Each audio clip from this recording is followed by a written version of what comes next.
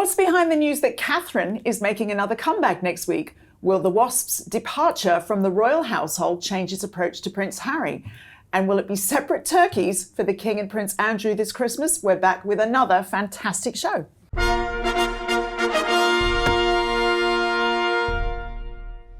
Hello and welcome to Palace Confidential. I'm Jo Elvin. Joining me this week to talk about the big royal stories is the Daily Mail's royal editor, Rebecca English, the Mail on Sunday's editor-at-large, Charlotte Griffiths, and the Daily Mail's diary editor, Richard Eden. Welcome all.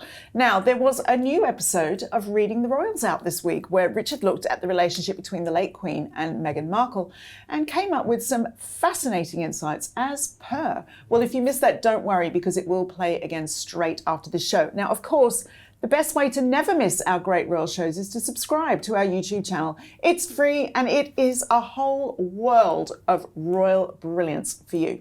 Get stuck in. Now, let's get to my panel. Rebecca, hello, it's great to be back with you all. Hey, it's fantastic to have you back. Now, William was back in uniform and wielding a big gun. Guns. Tell me everything. Oh, you've missed so much, Jo. Apparently so. He was down on Salisbury playing this week, and he was there in his role as Colonel of the Welsh Guards.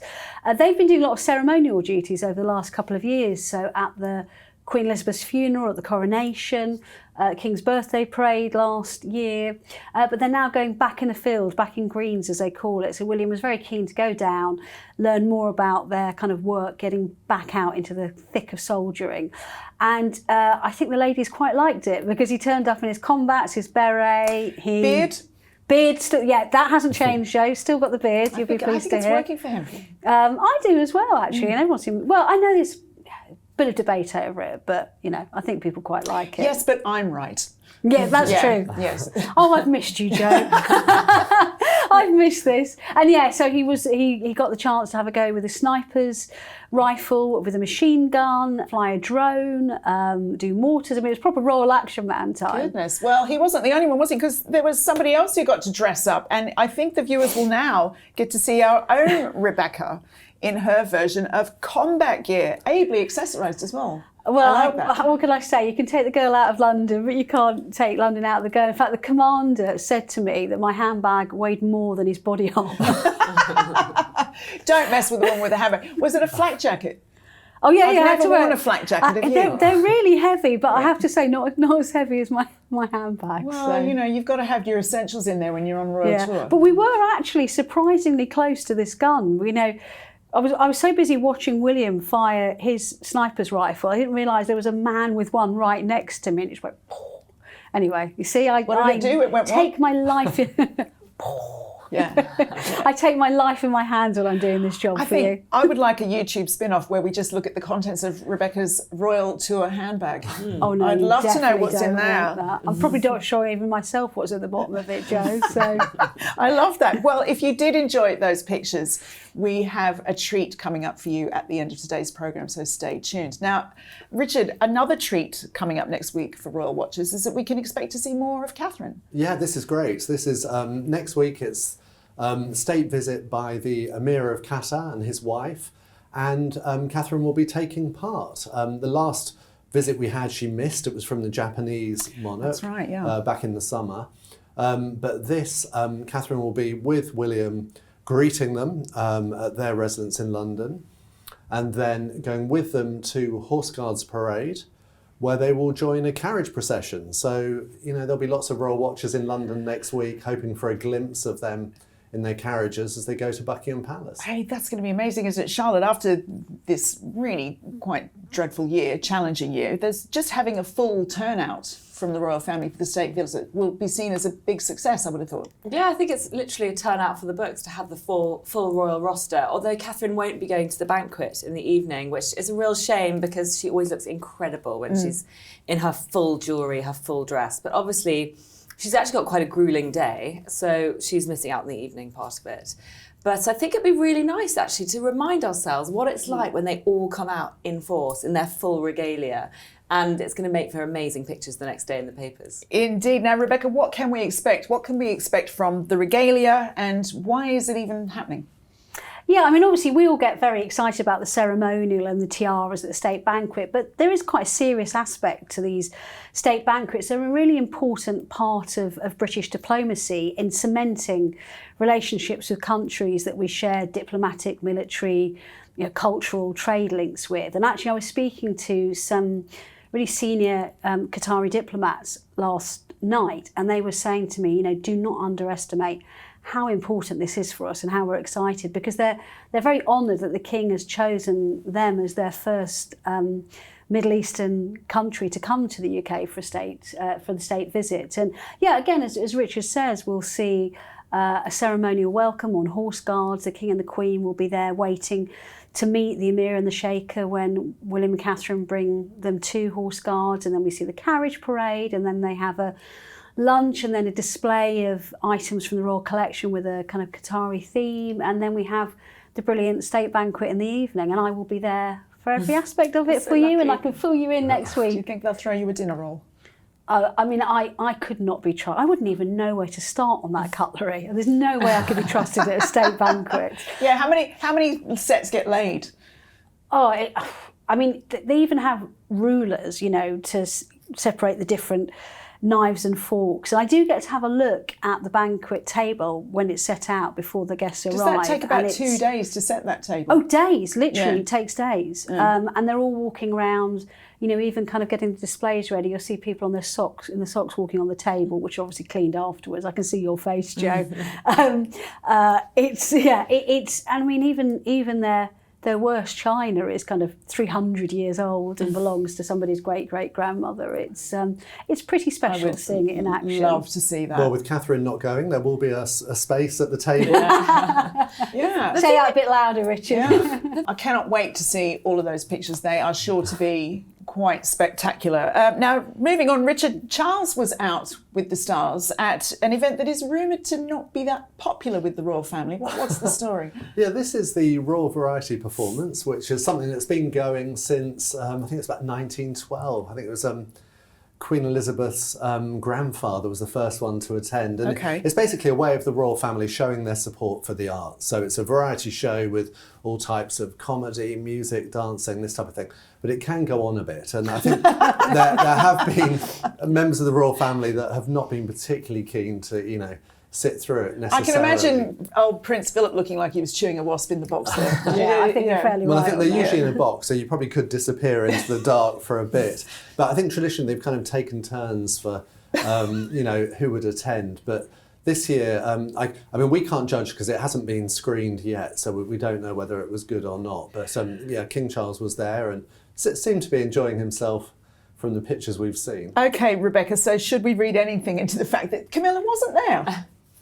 I was a bit surprised when she said she wasn't going, because I'd seen her during the week and she definitely said she was on the mend from this chest infection, but then she decided not to. I mean, I suppose for the same reasons she pulled out of the Gladiator 2 premiere, she is still coughing quite a lot.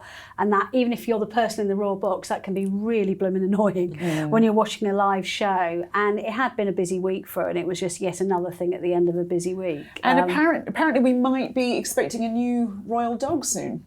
Yeah, so actually, as he arrived at the event, Amanda Holden, a British television presenter who is also an ambassador for Battersea Dogs and Cats Zone, which is where they got Beth from, said to the King how sorry she was to hear about Beth passing away.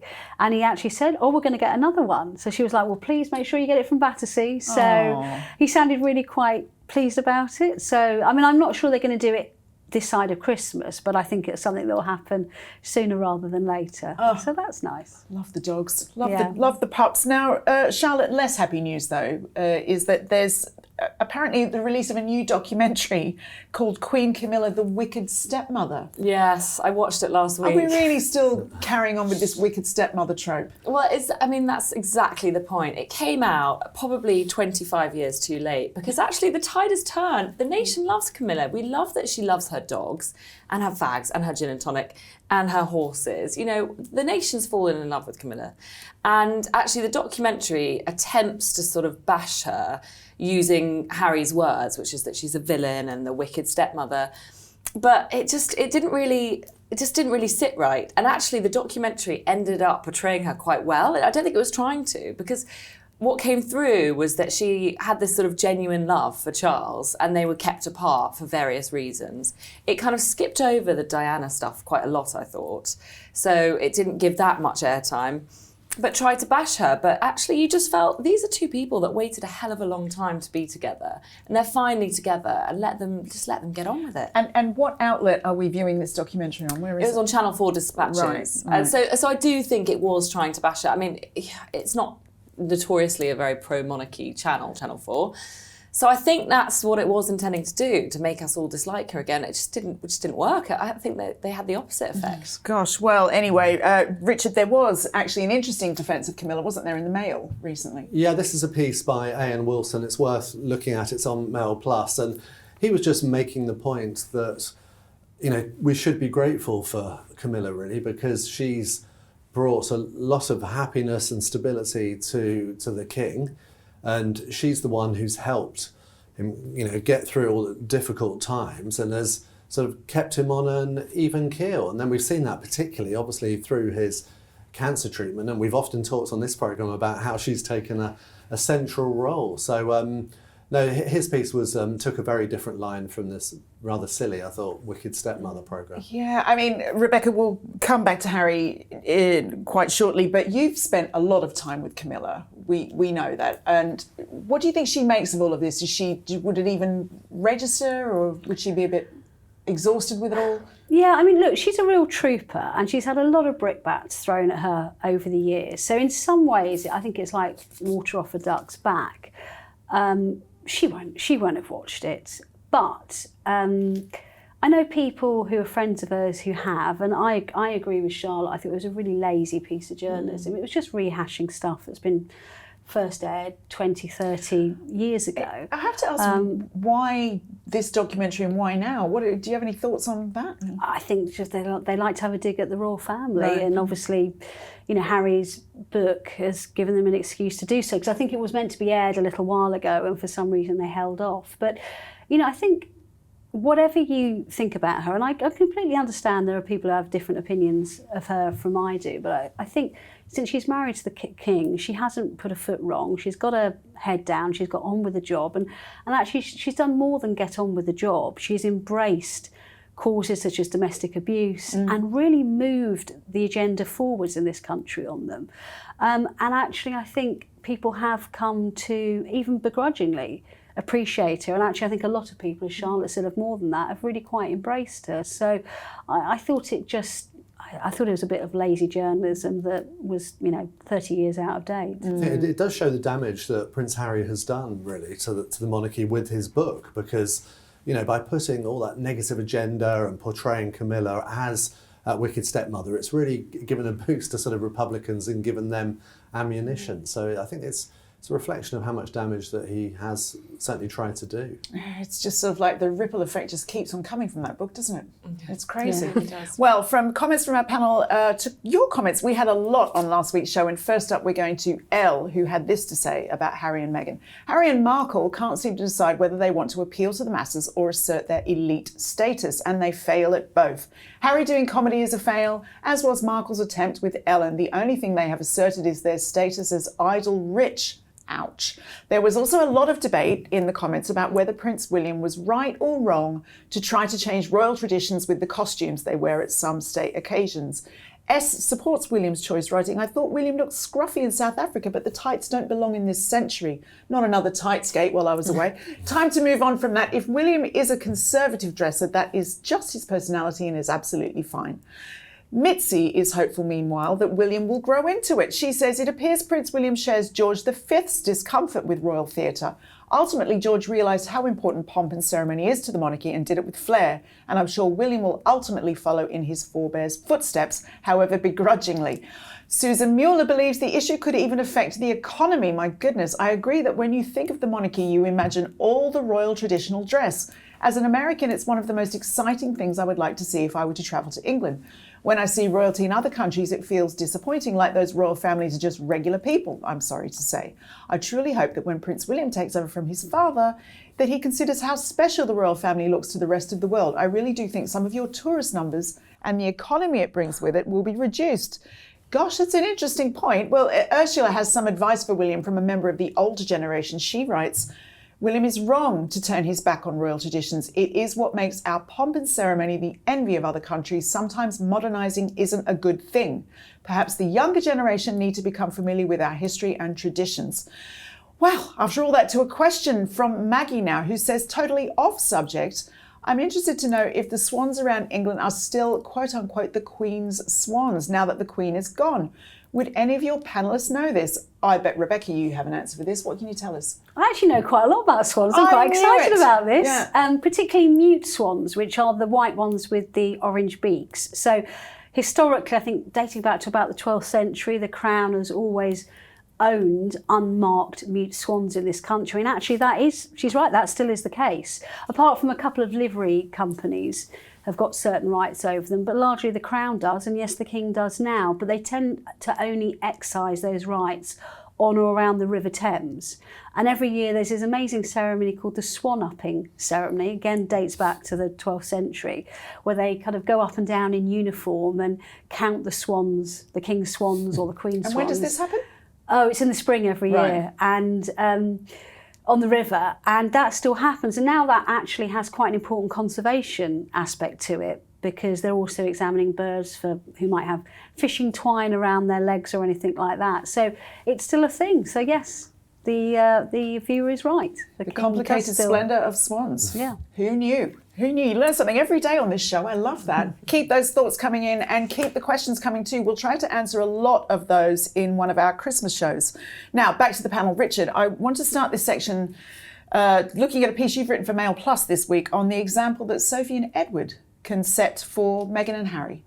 Yes, I mean, people have been highlighting to me how if Harry and Meghan are to come back to the royal family and resume royal duties, which seems increasingly possible, they need to follow the model of Edward and Sophie, who, you know, we forget now, but they also tried to have business careers in television production in the case of Edward, and then in public relations for Sophie.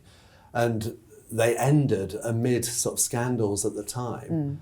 But they stopped doing that and they just focused on royal duties. The Queen Elizabeth very much helped them with that. And they've been embraced, they've worked their way back into the affections of the British people, and it's worked out well for them. So, you know, officials at the palace see that it could be a way back for Harry and Meghan, that it's not the end necessarily. Interesting.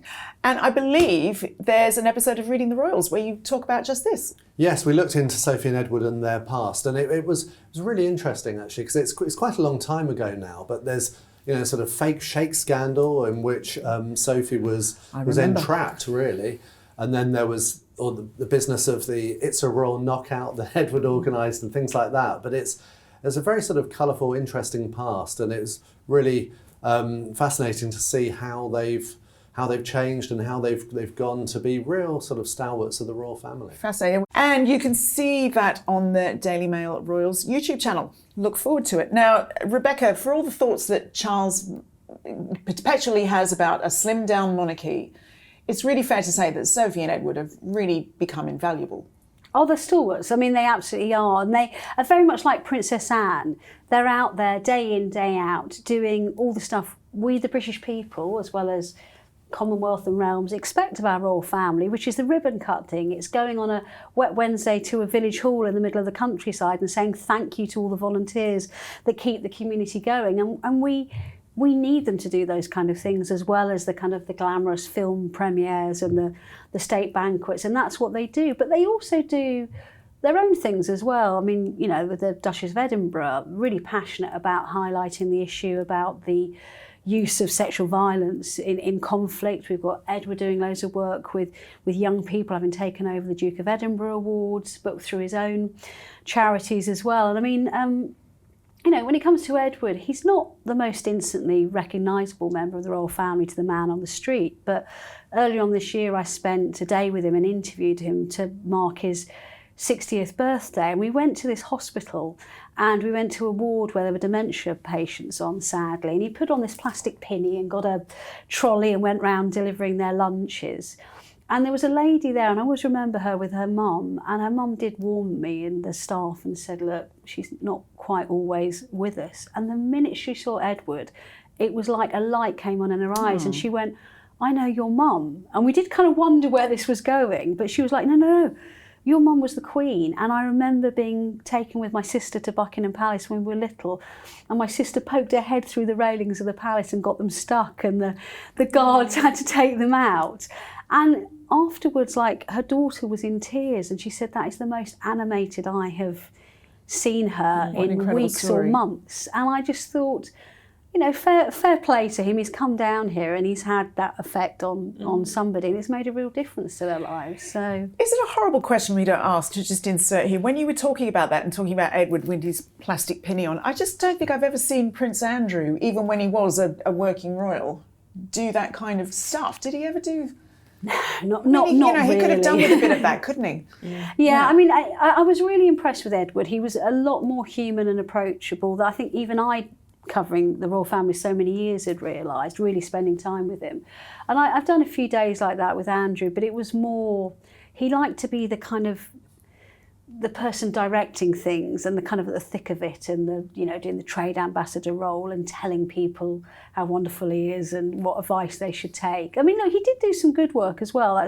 That's maybe slightly unfair of me, but it was in a very different way from Edward and Sophie, I have to say. And speaking of that, Charlotte, that shy, retiring wallflower of a journalist, Tina Brown, very well-connected journalist, has written something else this week that might link to this. What's she been saying? Yes, she's written in her Substack that Clive Alderton might be looking to retire. And Clive Alderton is famously the Wasp. He's the principal private secretary to the King. And he is very much the sort of guard against all bad things that might happen to King Charles, including interactions with Prince Harry. And Prince Harry has said how he loathes this man, the Wasp. And that he said rude things about him in his book, calling Clive weedy, saying, you know, I'd speak to him and he'd be so weedy, I'd think that nothing negative could come from this conversation. But then his sting, his waspy sting, would come and sting me later. So he's got a bit of a bad reputation with Harry, and some say that part of Harry's problem with accessing his father and speaking to his father, visiting his father at the moment, is down to Clive being very protective. So if it's true what Tina says, that Clive is leaving, then it might mean there's a way back in for Prince Harry.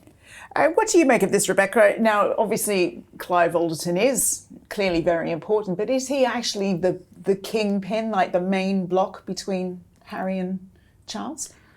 Well, I mean, all of the private secretaries are the person that most has their principal's ear. And so when it comes to the monarch, that is a very important position. And so Clive has kind of held that position for several decades in and out. He's left briefly to go off and be an ambassador in Morocco, but he's come back. So they do hold a lot of clout within the court.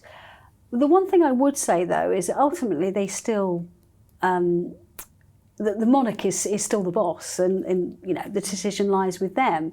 And I like to think that they kind of appoint people, you know, perhaps who have the same thinking as him. So he has a lot of influence, the king, of no doubt that is true. But ultimately, you know, the king is, I think, of the same opinion as Sir Clive is. And don't forget, these people are not expendable. I mean, Queen Elizabeth effectively sacked her private secretary, Christopher Gite, who served her loyally for many decades. And actually, a lot of people I know think that was probably one of her very rare errors in the way her court operated, because he was a very safe pair of hands. And the trouble is, when it comes to Harry, he's not very good at accepting his own culpability, I don't think. And I understand the court must be a very difficult place to navigate, especially when you're at the heart of it. But I think it's very easy for him to build people like this up as the bogeymen, stopping him doing what he wants, when actually some of what he has done has you know, they've been almost saving him from himself sometimes over the years. So it's interesting. Other problematic royals, despite the so-called siege of Royal Lodge, apparently Andrew is still expected at Sandringham for Christmas this year. What kind of scenes are we going to be seeing that? I mean, look, I'll be honest, I haven't asked anyone of late because we're still in November. It wouldn't surprise me if they are there because they do tend to stick to the family traditions, although in recent years Andrew and his family have been given Wood Farm to stay in, you know, Queen Elizabeth's and Prince Philip's old property. So they haven't been under the same roof as the King and, you know, Princess Anne and Prince Edward and others. But gosh, can you imagine? It'd be pretty awkward this year. Festive lunch chat going to be like? Yeah. Housing arrangements? What on earth would they talk about? I strongly suspect there's a lot of things that they won't talk about. So they'll stick to the weather, children, the latest shooting, you know, what the state of the pheasants and everything are like. But no, I think they'll definitely avoid those serious things. I mean, we know that they tend to deal with the serious stuff sort of through their officials. And, you know, if it was raised, I'm sure the King would say, oh, look, that's one for, you know, Sir Clive or whatever. Well, it's true. Can I say, I've been to the odd aristocratic lunch party. Why are we not surprised? It never fails to amaze me how they can be at war on, say, a WhatsApp group or in their social lives. And then when they come together at lunch, it's like nothing has ever happened. Their amazing British stiff upper lip ability to just sort of not address the elephant in the room and just talk about the tea and the weather. I mean, it is true. I know it's an old trope, but it is actually true that I can just imagine them sitting down and having a very civilised lunch, even if they're seething behind the scenes. Amazing. Well, speaking of turkey, we would love to wish all our American viewers a very happy Thanksgiving. And Charlotte, speaking of the Yorks, there was an interesting story about the princesses in Hello magazine this week. Yes, Hello magazine revealed that Princess Beatrice and Princess Eugenie have been taking it in turns to visit their father at Royal Lodge. And the implication being that he's really in the doldrums. He's more or less sitting on his own, can't bear to leave the house, occasionally goes riding, doesn't have much of a social life. And so they've taken on this very sort of parental nurturing role and they're taking care of their father. And I have to say, it kind of rings true because I keep hearing things about how he's very reluctant to leave the house, more or less. I mean, I don't want to say agoraphobic because I think that's pushing it too far, but and who can blame him in some ways because he's had this terrible siege of Royal Lodge going on around him. He probably doesn't dare leave the place in case they lock the doors behind him. But, you know... jokes aside, do you think it is really getting that dramatic on that front? Well, I think possibly everything he's ever known has been stripped away from him. You know, this is a man who lived by his bombastic ability to appear at a dinner party and sort of show off about who he knows and how fabulous he is.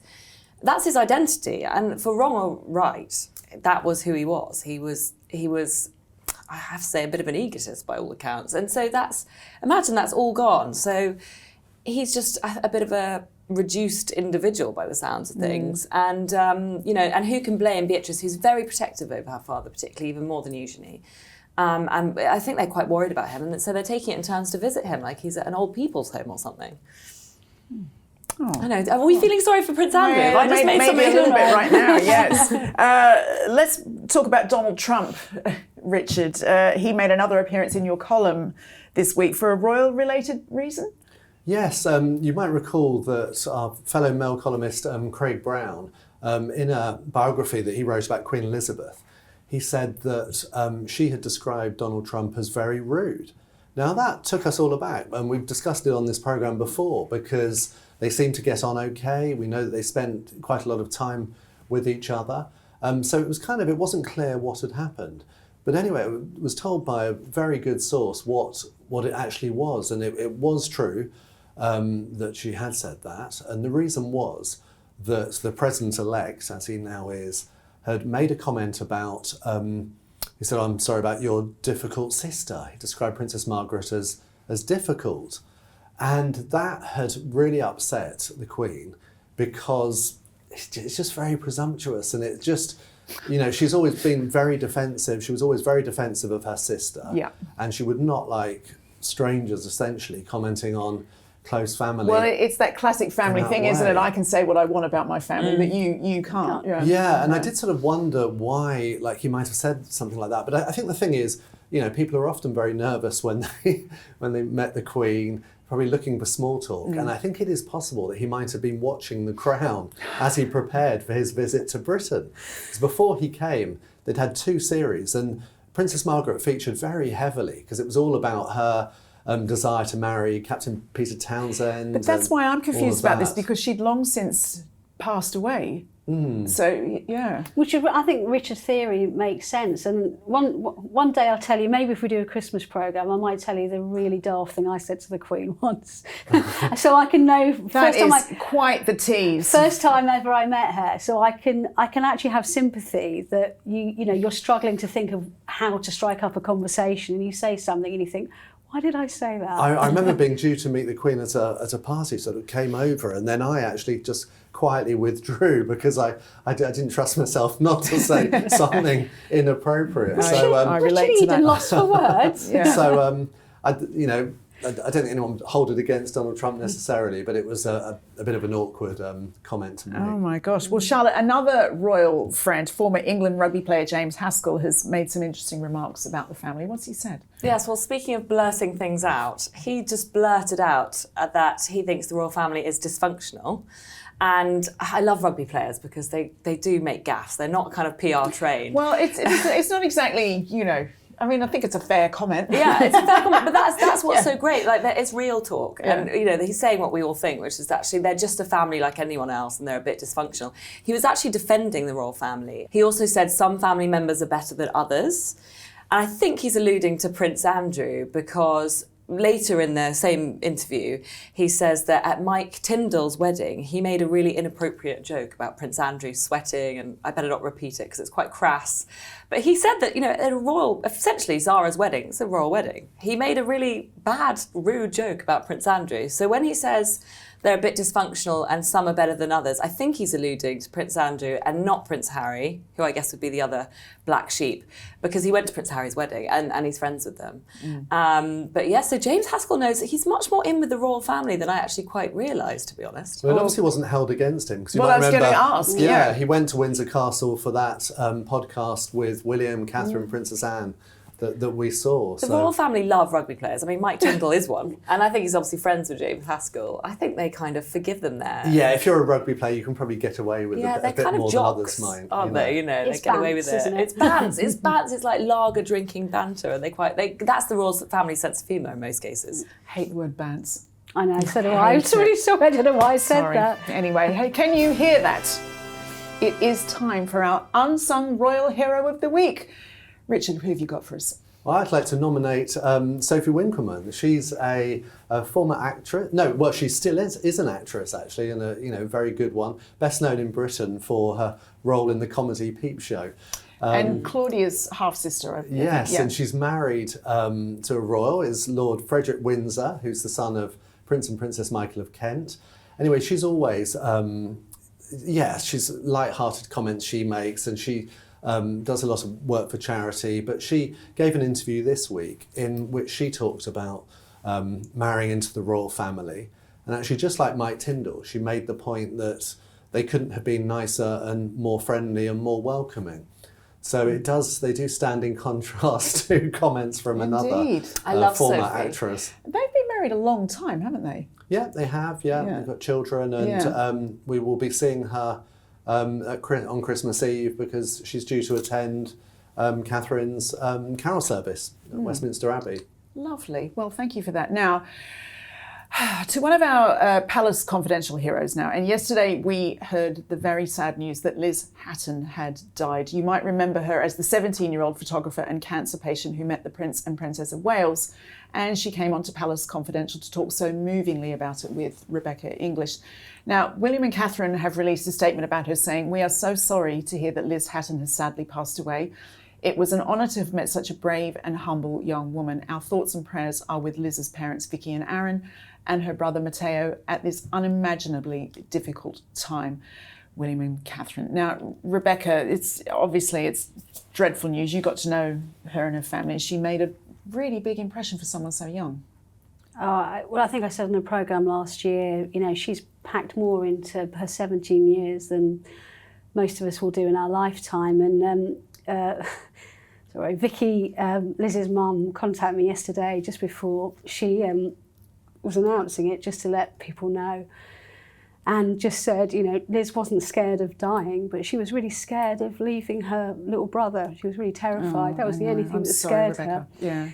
And she also just wanted to thank people for all the good wishes that they've given her, because she said that's given them so much, confidence over the last year to do what they've done. And she was also really thankful to the Prince and Princess of Wales for giving them such an amazing opportunity for Liz to complete the bucket list that she wanted to complete. And, she'd already been doing it, but, William and Catherine inviting her in sent her story to stratospheric, really.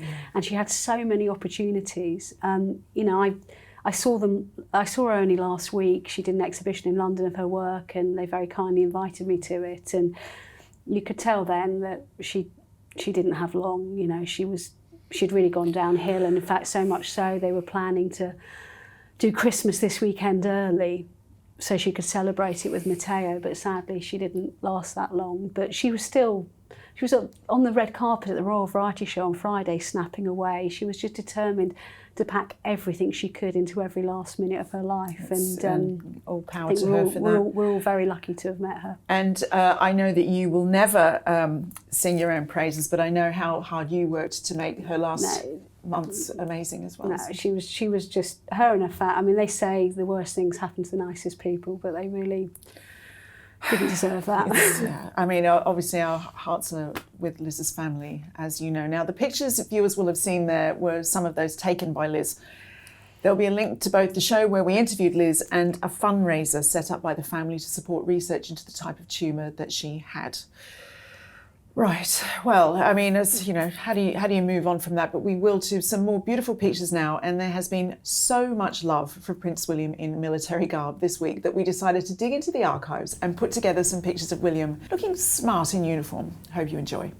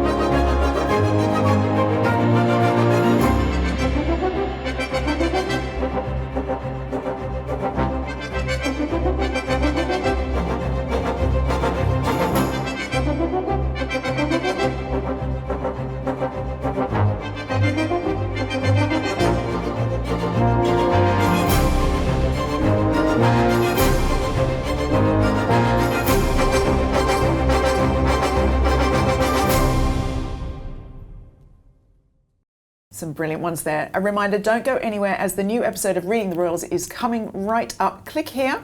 And for that, just time to thank my guests, Rebecca, Charlotte, Richard, and to you all for watching. We will see you next week. Bye-bye.